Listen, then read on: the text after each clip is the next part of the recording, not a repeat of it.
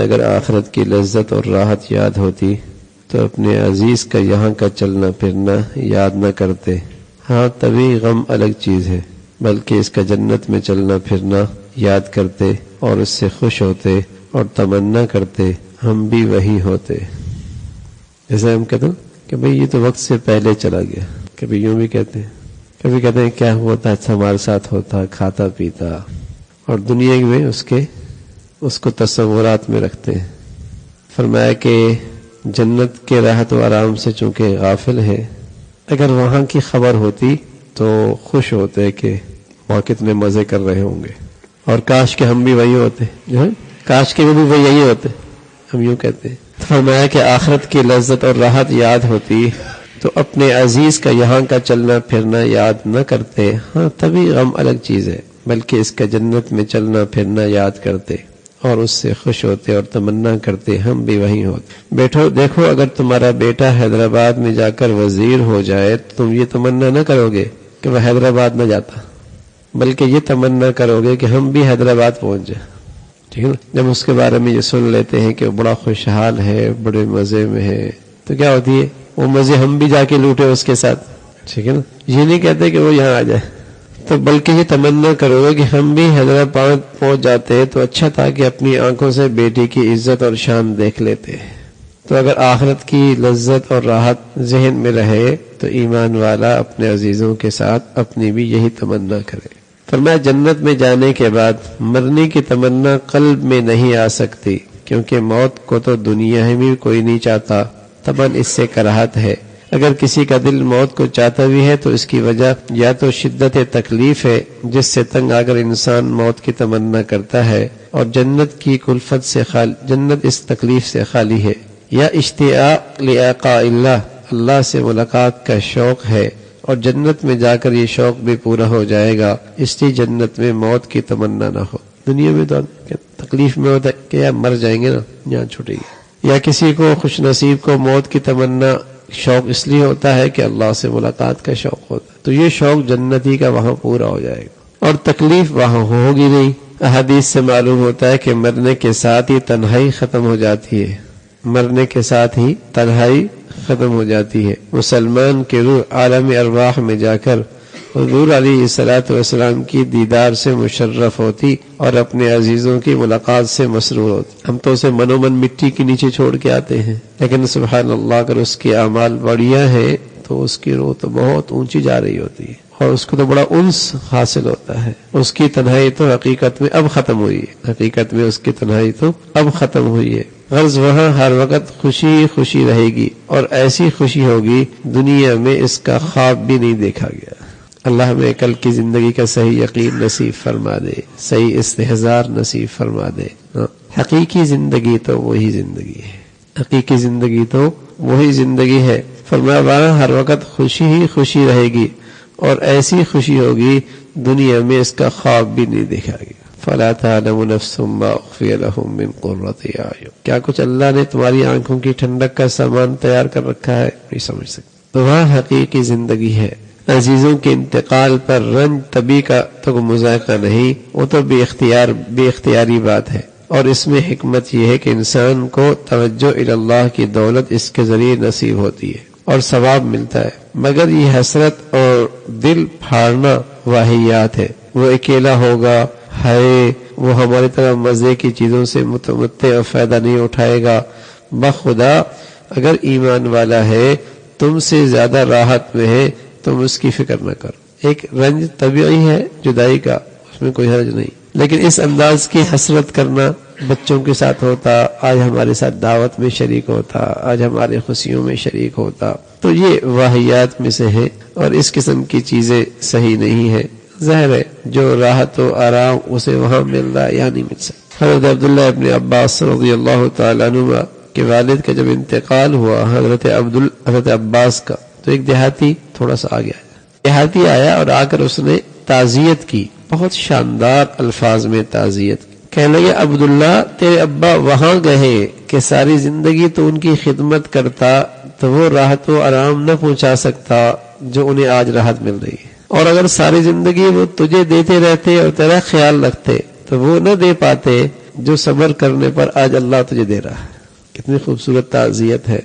اس کا یقین آ جائے تو جدائی کا غم ہلکا ہو جاتا ہے، ٹھیک ہے نا، جدائی کا غم ہلکا ہو جاتا ہے کہ وہاں راحت و آرام زیادہ ہے۔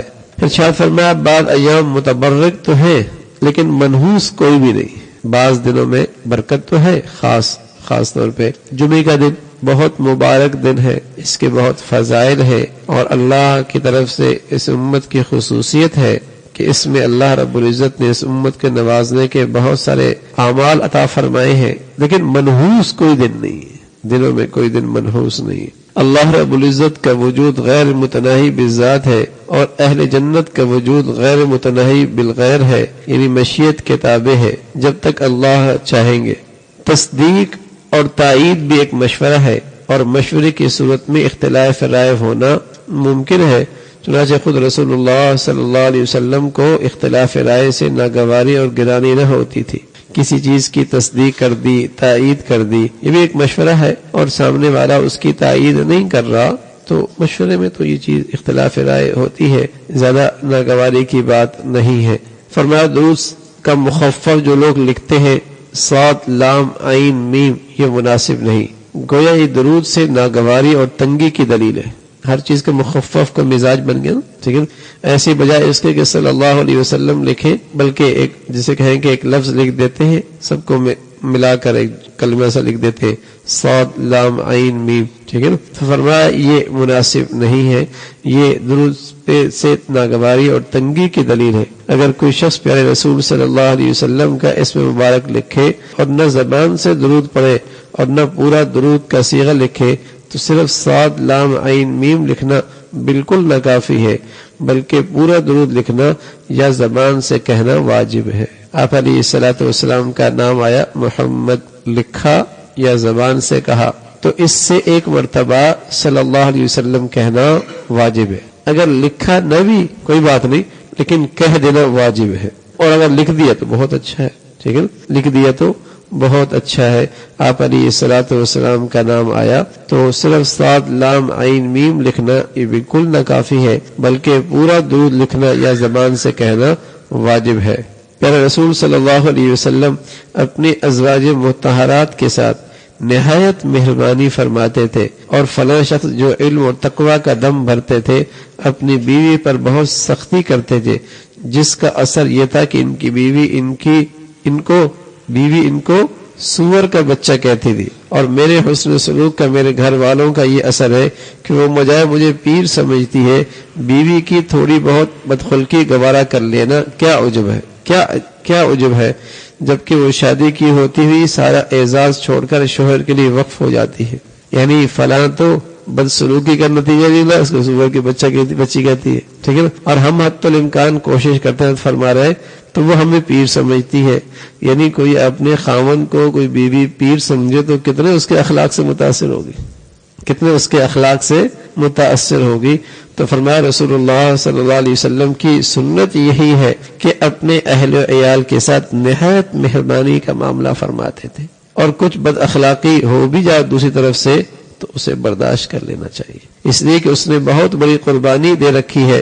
شادی کے ہونے کے بعد اس نے سارا اپنا اعزہ اور اپنے رشتہ دار چھوڑ کر اپنے آپ کو آپ کے گھر میں وقف کر دیا، تو اس کے ساتھ حسن سلوک کرنا چاہیے۔ اولاد جب بھی اچھی ہے جب اولاد بن کر رہے، اگر باپ بن کے رہنا چاہے تو کیا راحت ہے۔ اس لیے مجھ کو آج کل کی اولاد کو دیکھ کر اولاد کی تمنا ہی نہیں ہوتی۔ نیک اولاد کی علامت تو یہی ہے نا بھائی کہ وہ اولاد بن کے رہے، نہ یہ کہ ابا بن کے رہے۔ ظاہر ہے جب وہ یہ بن جائے گی تو پھر ماں باپ کو کیا راحت ملے گی، ماں باپ کو کیا راحت ملے گی۔ فرمایا اولاد جب ہی اچھی ہے جب اولاد بن کے رہے، اگر باپ بن کے رہنا چاہے تو کیا راحت ہے۔ اس لیے مجھ کو آج کل کی اولاد کو دیکھ کر اولاد کی تمنا ہی نہیں ہوتی، تو ہم بھی تو کسی کی اولاد ہے نا، تو ہمیں بھی اولاد بن کے ہی رہنا چاہیے، اولاد بن کے ہی رہنا چاہیے۔ اور اللہ کرے ہمارے بچوں کو اللہ رب العزت ان پہ فضل فرما دے اور انہیں نیک بنا دے، صالح بنا دے، اور ان کے اندر بھی یہ خوبی پیدا ہو جائے، ان کے اندر بھی یہ خوبی پیدا ہو جائے۔ ابتدائی تعلیم کے ساتھ اخلاق کی نگرانی بہت ضروری ہے، ابتدائی تعلیم کے ساتھ طلباء کے اخلاق کی نگرانی بھی بہت ضروری ہے، کیونکہ بچپن میں جو خلق جم جاتا ہے وہ پختہ ہو جاتا ہے، پھر اس کا نکلنا دشوار ہے۔ بچوں کی اور اپنے ماتحتوں کی حد الامکان کوشش کرتا رہے کہ جہاں انہیں تعلیم دلوا رہا ہے ان کی اخلاق پر بھی نظر رہے، اس لیے کہ بچپن کی عادتیں بس وقت بچپن تک رہتی ہیں، بڑھاپے تک رہتی ہیں، اور بچپن میں اللہ فضل فرما دے اور اچھی عادتیں پڑ جائیں پھر ساری زندگی اچھی عادتیں۔ تعصب کے معنی ہے بے جا حمایت، اور تسلب کے معنی پختگی کے ساتھ جمے رہنا۔ اول تو ناپسندیدہ ہے اور دوسری چیز اس کا حکم ہے۔ بجا حمایت، اس کا نام تعصب ہے۔ تعصب کہیں بھی جائز نہیں، بجا حمایت۔ اور تسلب پسندیدہ ہے، دین کے معاملے میں، حق کے معاملے میں، اللہ کے حکم کے معاملے میں، حق کی حمایت میں مضبوطی، یہ تو حکم ہے۔ تسلب تو پسندیدہ ہے لیکن تعصب بلا وجہ حمایت کر رہا، بلا وجہ حمایت کر رہا ہے، یہ تعصب ہے، یہ ناپسندیدہ ہے۔ پھر رسول صلی اللہ علیہ وسلم نے اپنی خاص بیٹی کو خطاب کر کے فرمایا، اے فاطمہ اپنا نفس آگ سے بچاؤ، میں اللہ کے مقابلے میں تمہاری کچھ کام نہ آؤں گا۔ مطلب یہ ہے اگر تمہارے پاس اعمال کا ذخیرہ نہ ہوگا تو میں کچھ کام نہ آؤں گا۔ اس کی نفی نہیں کہ اعمال کے ہوتی ہوئی بھی باعث ترقی درجات نہ ہوگا، یہ شفاعت نہ کروں گا۔ بزرگوں کے ساتھ تعلق نسبی باعث ترقی درجات کا خود ہونا بالکل حدیث میں ہے کہ اس نسبت کا فائدہ ہے، لیکن اعمال کے ساتھ۔ اور اگر اعمال نہیں تو اللہ کے نبی صلی اللہ علیہ وسلم تنبیہ فرما رہا ہے کہ بیٹی ہے اس کو بھی خبردار کرے، اعمال کا اہتمام کر۔ ہاں جب اعمال بھی ہو اور پھر یہ نسبت بھی ہو پھر بہت اونچا جاتا ہے، پھر بزرگوں سے نسبت بھی ہو، اہل اللہ سے نسبت بھی ہو، نیک لوگوں سے تعلق بھی ہو، یہ بہت مفید ہے۔ لیکن اگر اعمال نہیں اور نیری اپنے آباء و اجداد سے نسبت جتلانا، یہ کسی کام کا نہیں۔ تو حضور علیہ الصلوۃ والسلام نے جو اپنی صاحبزادی کو یہ تعلیم دی، یہ سبق دیا، تعلق نسبی گو اگرچہ باعث ترقی درجات ہے لیکن بدون عمل نجات کا ذریعہ نہیں، بدون عمل نجات کا ذریعہ نہیں۔ لمبی زندگی کی خواہش منافع کمال ولایت نہیں۔ کوئی شخص لمبی عمر کی تمنا کرتا ہے تو یہ مطلب نہیں کہ یہ شخص کبھی ولی نہیں ہو سکتا، ولایت کی منافی نہیں، کیونکہ انبیاء علیہ الصلوۃ والسلام اور حضرات اولیاء اکرام دنیا کی عمر کو باعث زیادت قرب سمجھا کرتے تھے۔ انبیاء علیہ الصلوۃ والسلام اور اللہ کے نیک بندے بھی زیادتی عمر کو اللہ کا قرب کا ذریعہ سمجھتے تھے اور زندہ رہے تاکہ قرب میں اور ترقی ہو۔ رسول اللہ صلی اللہ علیہ وسلم نے فرمایا کہ وہ بہت بڑھیا آدمی ہے اور بہت اچھا آدمی ہے جسے اللہ لمبی عمر دے اور لمبی عمر کے ساتھ ساتھ اچھے اعمال بھی عطا فرمائے۔ بہر ایسا کرتے ہیں کہ اپنی زندگی ہی میں قبر کھود لیتے ہیں۔ فرمایا اس سے قبر کھودنا ناپسندیدہ ہے، کیونکہ کیا خبر ہماری موت کہاں آئے گی، بجائے اس کے کہ قبر کھودنے کا اہتمام زندگی میں کرے، جو قبر میں کام آنے والی چیز ہے اس کا اہتمام کرے۔ لوگ زندگی میں اس کی فکر میں بہت پڑ جاتے ہیں، ارے میاں پتہ نہیں موت تو کہاں آنی ہے، لیکن جس چیز نے ساتھ جانا ہے اس کی فکر کر لو نا۔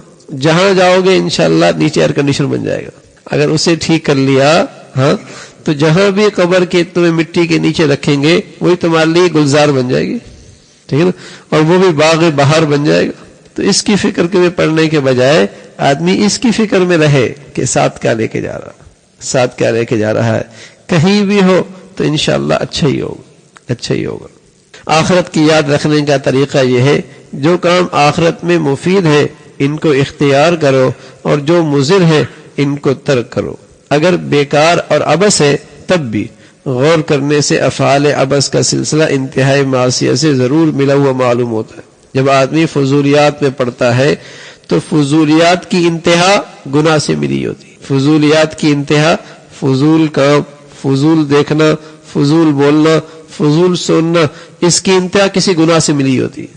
اور جب آدمی عادت ڈال دے کہ فضول دیکھنا نہیں تو بد نظری سے بچنا آسان، فضول بولے گا نہیں غیبت سے بچنا آسان، فضول سنے گا نہیں غیبت سننے سے محفوظ. ہاں تو فضولیات کی جو انتہا ہوتی ہے وہ کسی گناہ سے ملی ہوتی. تو اس بات کی فکر کر لے کہ جب اس کا فائدہ ہی کوئی نہیں آخرت کے لحاظ سے چھوڑ دینا ہی بہتر ہے. مثلا کسی سے آپ نے یہ سوال کیا سفر میں کب جاؤ گے، وہ اس سوال کا منشا صحیح سمجھ گیا تو خیر، اس صورت میں سوال بیکار نہ ہوا. اگر وہ اس کا منشا صحیح نہ سمجھا تو اس کے دل پر اس سوال سے ضرور گرانی، کیوں پوچھ رہا ہے بھائی، کیوں پوچھ رہا ہے، یہ تو ہر وقت میرے پیچھے ہی لگا رہتا ہے، کاروبار کیا کر رہا ہے، ہاں ہر وقت میرے پیچھے لگا رہتا ہے، میری جاسوسی کرتا رہتا ہے، کہاں جا رہا ہوں. تم یہ نہ سوال کرتے نا تو ضرورت ہی کیا تھی.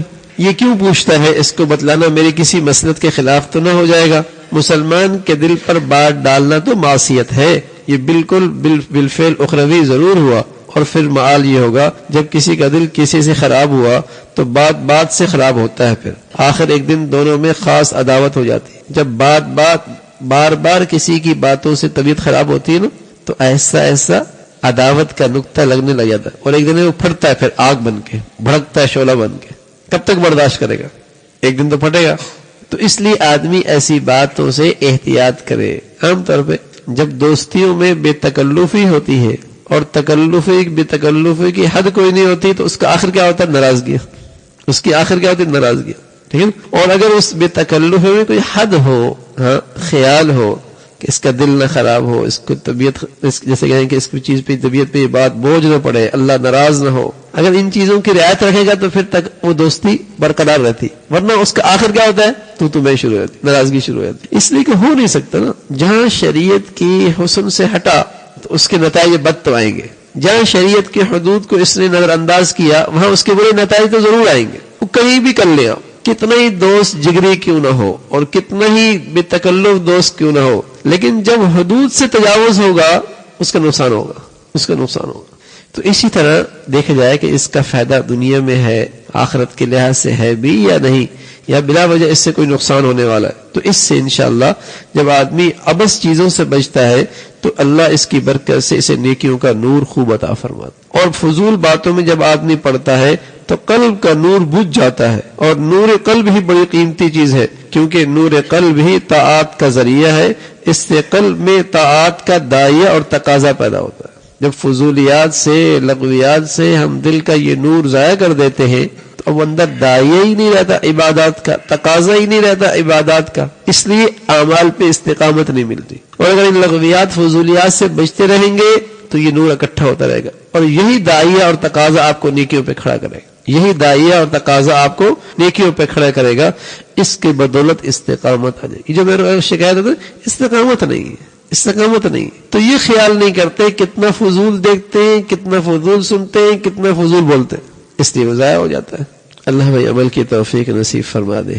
اللهم لك الحمد كله ولك الشكر كله، اللهم لك الحمد كله ولك الشكر كله، اللهم أعنا على ذكرك وشكرك وحسن عبادتك، اللهم أعنا على ذكرك وشكرك وحسن عبادتك، اللهم متعنا بأسماعنا وأبصارنا وقواتنا ما أحييتنا، اللهم متعنا بأسماعنا وأبصارنا وقواتنا ما أحييتنا، اللهم اجعل خير عمرنا آخرنا وخير عملنا خواتمنا وخير أيامنا يوم نلقاك فيك، اللهم اجعل وساوس قلوبنا خشيتك وذكرك، واجعل همومنا كما تحب وترضى، اللهم لا تجعل الدنيا أكبر همنا ولا مبلغ علمنا ولا تسلط علينا من لا يرحمنا، اللهم بارك لنا في الموت وفيما بعد الموت،